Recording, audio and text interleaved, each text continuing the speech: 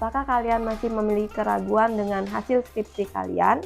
Jika kalian masih ragu, kalian harus menguji data kalian dulu dengan uji heterokedastisitas.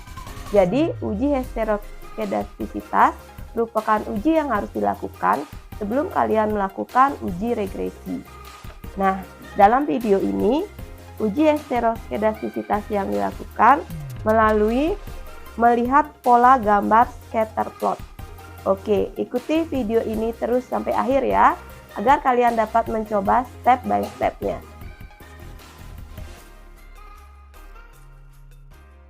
Kita akan melanjutkan uji asumsi klasik yang kedua, yaitu uji heterokedastisitas. Jadi caranya sama, kita copy dulu variabel X dan Y-nya ya ke SPSS. Nah, di sini di data view ya. Ya, sudah terlihat hasilnya. Lanjut ke variabel view, kita edit ya. Namanya ya kita bisa pakai X dan Y. Lalu di sini desimalnya kita ubah menjadi 0 karena tidak ada angka di belakang koma. Lalu kita ubah ukurannya, kita pakai scale ya. Karena total dari semua indikator ya yang kita gunakan. Selanjutnya di label kita tulis X-nya tadi untuk lokasi, kita tulis lokasi, dan variabel Y-nya itu kepuasan.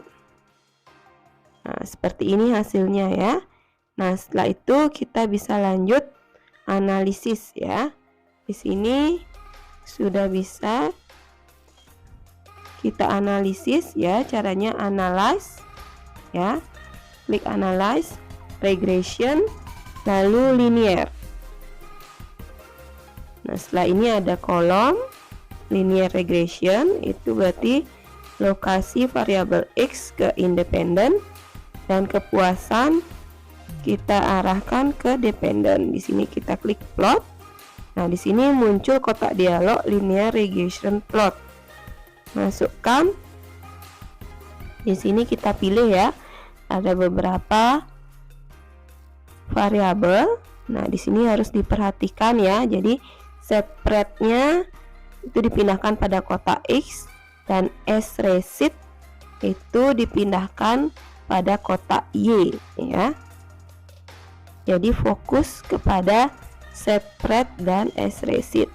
Nah, setelah itu kita bisa klik continue ya. Nah, di sini kita cek lagi sudah benar. Nah, di sini kita centang histogram ya dan normal sebaliknya. Nah, sekarang kita lanjut.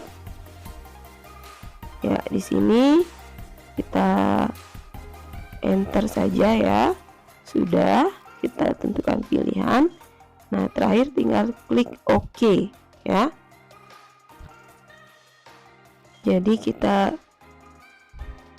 akan mendapatkan output dari SPSS ya.